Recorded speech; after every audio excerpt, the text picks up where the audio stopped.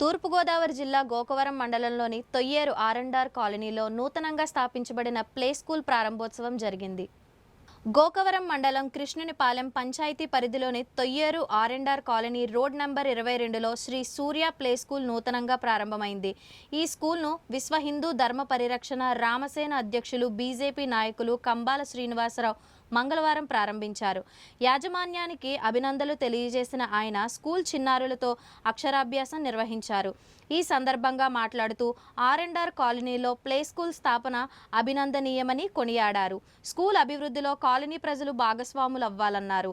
ఈ కార్యక్రమంలో బీజేపీ మండల అధ్యక్షులు యనకోటి బాపన్నదొర, నాయకులు బత్తుల నానాజీ, పసల గణేష్, దేశాల నరేష్, కరిబండి వెంకటేశ్వరరావు, ఆనందకృష్ణ, ఆదిశేషు, దుర్గారావు, స్కూల్ ప్రొపరైటర్ మిరియాల దత్తుడు పాల్గొన్నారు.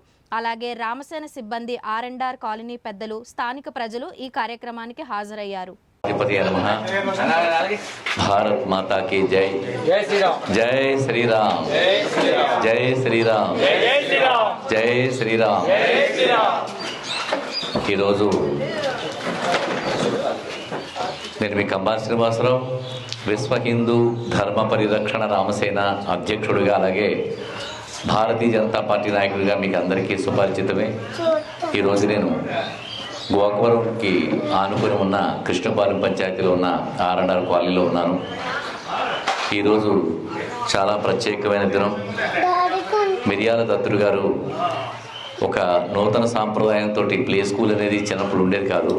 ఇప్పుడు పిల్లలందరికీ కూడా ప్లే స్కూల్ స్టార్ట్ చేసి వాళ్ళ చిన్న వయసు నుంచే, చిన్నప్పుడు చిరుతప్రాయం నుంచే వాళ్ళకి వాళ్ళ మేధస్సుని మెరుగుపరిచే విధంగా కొన్ని కార్యక్రమాలు చేపట్టడం, ఈ స్కూల్ రన్ చేయడం అనేది రాబోయే కాలంలో ఈ చిన్నపిల్లలకి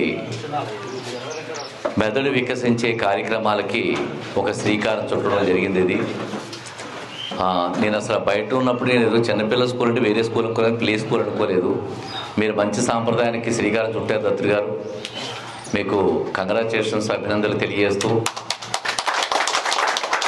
ఈ స్కూల్కి సంబంధించి మన కాలనీ వాళ్ళందరూ ఎంకరేజ్మెంట్ చేయడమే కాకుండా దీనికి సంబంధించిన డెవలప్మెంట్కి సంబంధించిన చిన్నపిల్లల మనోవికాసానికి సంబంధించిన ఏవైనా బయట ట్రైనింగ్ ప్రోగ్రామ్స్ లాంటివి కానీ, అంటే చిన్నపిల్లలకి మనోవికాసం కలగడానికి ఏ రకాలైన ఏర్పాట్లు చేస్తే పిల్లలు బాగా ఎదుగుతారు, వాళ్ళకి బుద్ధి బాగా పెరుగుతుందని చెప్పి. అంటే నేను ఒక చిన్న విషయం చెప్తున్నాను.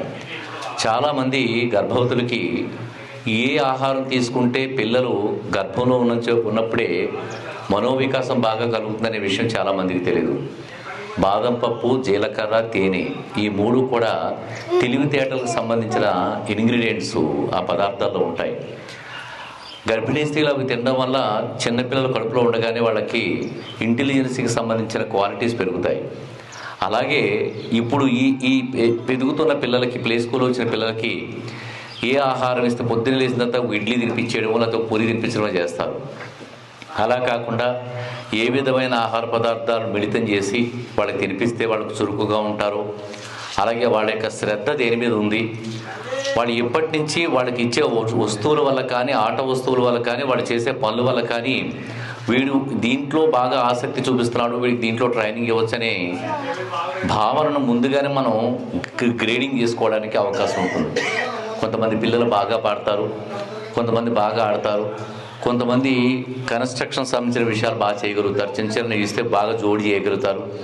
ఇలాంటివన్నీ కూడా ముందుగానే గ్రహించి వాళ్ళలో మేధాశక్తి ఎటువైపు వెళుతుంది, అటువైపు వాళ్ళని తీసుకెళ్తే ప్రతి ఒక్కడు కూడా మెరికల్ లాంటి కుర్రోళ్ళుగా తయారవుతారు, చిన్నపిల్లల నుంచి ఐడెంటిఫై చేయగలిగితే. అలాంటి దానికి ఈ ప్లే స్కూల్ అనేది మొట్టమొదటి తొలి అడుగు. వారు తెలిసి చేశారో తెలియక చేశారో తెలియదు, కానీ ఇప్పుడున్న లేటెస్ట్ ఎడ్యుకేషన్ మేనేజ్మెంట్లో ఈ విధానాన్ని అవలంబిస్తూ దీంట్లోంచి ముందుకు తీసుకెళ్తున్నారు. నాకు కూడా తోచిన సలహాలు ఏమన్నా ఉంటే వారికి ఆ మెటీరియల్ కానీ దానికి సంబంధించిన వివరాలు అందజేస్తాను. దాని ద్వారా పిల్లల యొక్క మనోవికాసానికి భవిష్యత్తులో ఈ